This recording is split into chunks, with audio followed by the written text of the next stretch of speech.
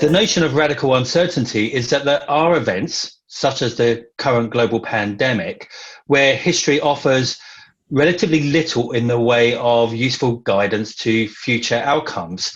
Will there be a second wave, or will there soon be an effective vaccine that will eliminate the virus? How fast will the economic recovery be? Will it be V-shaped or a long haul? Will the unprecedented policy interventions by governments and central banks result in a currency displacement and a surge in inflation? What, if any, of the long-term will be the long-term legacy of the pandemic on the way that we work, the way that we consume and spend our leisure time? Investors always face uncertainty, and investment is about risk management. But the current situation is without modern historical precedent. So I will offer my perspective and that of Blue Bay Asset Management on some of the questions currently facing investors, and give some color, if you like, in terms of how investors are responding to this world characterized by radical uncertainty and zero government bond yields. V is for vaccine, not recovery. The pandemic-induced global recession is the deepest in modern history. For instance, the UK will suffer its most severe economic contraction in 200 years, matched only by the Spanish flu epidemic at the end of the First World War. But the deepest global recession in modern history is also one of the shortest. Recovery is underway, and the third quarter will see double-digit annualized GDP gains across the globe, but there is a meaningful divergence across countries and sectors. Manufacturing is recovering more quickly than the service sector, that continues to be held back by ongoing concerns around the virus and social distancing. China is leading the way and will be the only major economy to post positive economic growth for 2020 as a whole. I don't expect other economies to get back to their pre-crisis levels of output until the end of next year at the earliest, and quite possibly not until the end of 2022. It remains the case that the path for the economy remains dependent on the path of the virus, both in terms of its spread, but also in terms of a vaccine. A complete and full recovery, a sort of V-shaped recovery, I don't think can happen until the virus is eliminated, and that will require an effective vaccine. And while the news flow on vaccine development is positive, and large-scale phase 3 trials are underway, we still have relatively little information on just how effective the first batch of vaccines will prove to be. QE infinity and zero forever. Policymakers have thrown the proverbial kitchen sink at the pandemic to mitigate the income and employment losses from the unprecedented collapse in economic activity. The scale of fiscal support, including measures such as government guarantees for bank lending, is estimated to be a staggering $9 trillion or more globally. Record government borrowing has been backstopped by central bank bond buying. As we can see from the chart on the left-hand side, the pace and scale of central bank liquidity dwarfs even that in the aftermath of the global financial and Eurozone sovereign debt crises. Central banks have also made it very clear that interest rates will remain at ultra-low levels, zero or even negative, for the foreseeable future. The dotted lines in the right-hand chart show the market implied path for the European Central Bank, Bank of England, and US Fed policy rates. Investors are not expecting even a modest increase in interest rates until 2023 at the earliest. The reality facing investors is that interest rates will stay ultra low, central banks will continue to suppress bond yields and inject liquidity that will push up financial asset prices for as long as we can reasonably see into the future.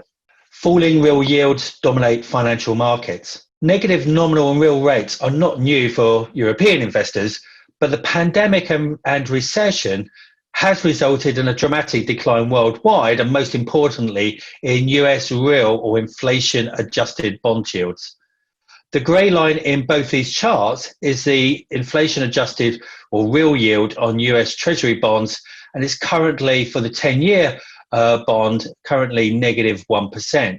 Negative real yields reflect expectations that central banks and the Fed will keep interest rates near zero and below inflation until at least 2023 and quite likely beyond. The decline in real yields has gone together with a weaker US dollar, a rise in the price of gold, and the outperformance of growth stocks, especially big tech, over value. So for those investors fearful that the end game of huge government debt and central bank liquidity is currency debasement and inflation, gold is a natural beneficiary. It offers a hedge against high inflation and a weaker dollar. In a world of zero and negative cash rates, the cost of that insurance has never been as cheap. Investors have also responded to ultra low bond yields by taking on more interest rate and credit risk into their portfolios, buying longer dated investment grade rated corporate bonds, as well as favouring the growth stocks. And we can see from the chart on the left hand side that the multiple awarded to US growth versus value stocks has risen with the decline in US real yields. So investors have been in search for growth and have been willing to pay ever more for those assets, those growth assets, as real yields, and therefore the discount rate on future earnings growth has declined. The result is such that we could have a sort of paradox almost, if you like, whereby if expectations for economic recovery improve, perhaps because there is an early vaccine breakthrough, real rates will rise, and the S&P 500, the global barometer of risk sentiment, could actually sell off because of the dominance of growth and tech in the index. But I think the key takeaway is that ultra low yields on, say, government bonds pose challenges for constructing balanced portfolios and is clearly having an impact not only on financial, but also on real asset valuations. In search of yield. This chart is not a popular one amongst bond investors and managers. It breaks down by yield bucket the investable bond universe of around $60 trillion. And this includes not only government, but also corporate bonds. It includes investment grade and sub-investment grade or high yield, as well as emerging market dollar debt. The very light blue area on this chart is the share of global bonds with a yield of 3% or more. So you can see that currently only 6% of global bonds offer a yield of 3% or higher. And this is nearly all in terms of high yield corporate debt and emerging market debt. And we can also see, if we look at the dark blue area, that 25% of the global investable bond universe is offering a negative nominal yield. So even before taking account of inflation, 25% of the global bond universe is providing a negative yield. And that's primarily government bonds, mostly in the Euro area and Japan. Now, the disappearing yield on core fixed income actually predates the pandemic and has been driving investors into longer duration, so taking on more interest rate risk by taking on longer maturity assets, and also into riskier assets in search for income. And lower negative yielding government bonds are challenging the traditional sort of 60-40 equity bond portfolio. How much diversification to your equity or growth risk in your portfolio is provided by government bonds if yields have very little room to go lower?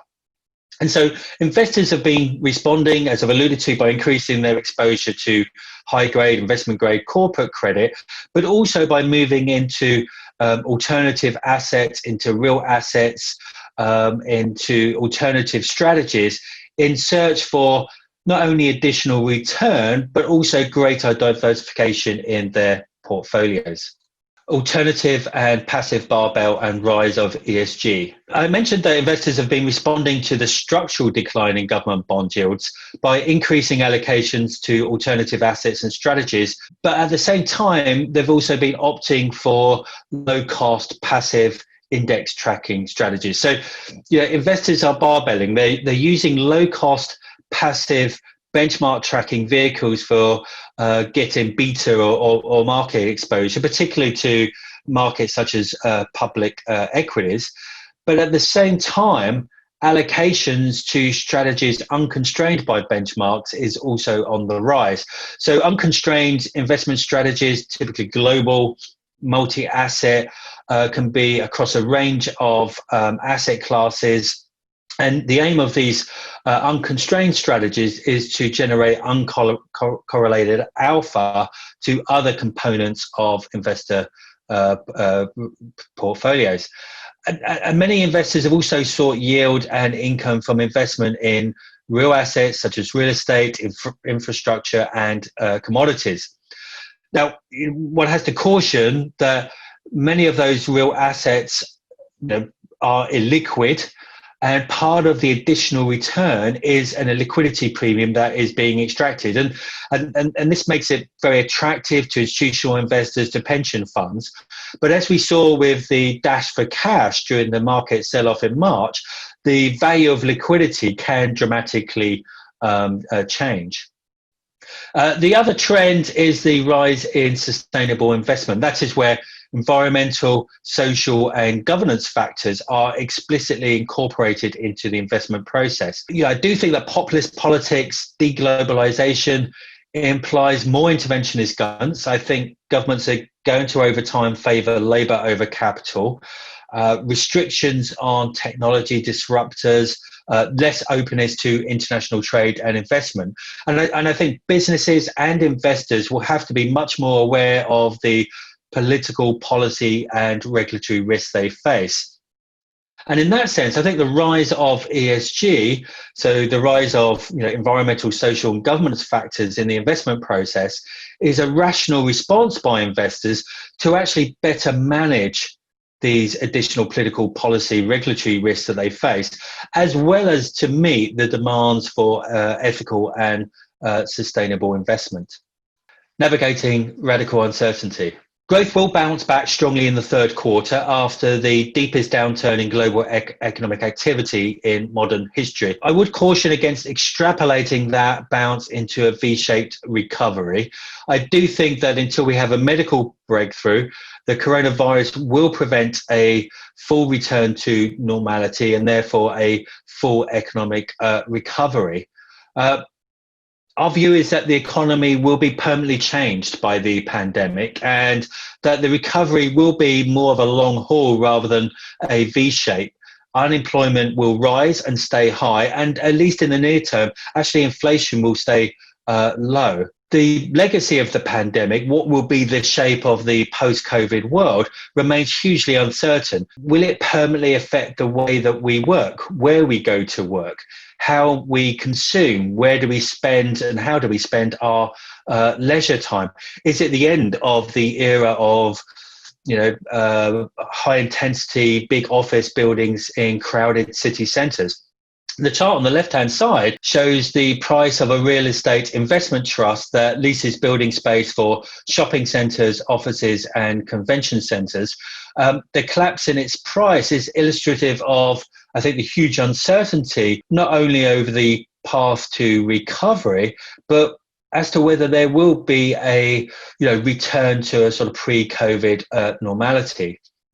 Policy interest rates will stay at zero or even negative for the foreseeable future, although I think over the medium term, inflation risk will rise if central banks are bullied by governments to suppress the cost of government borrowing, even after the economy has largely recovered.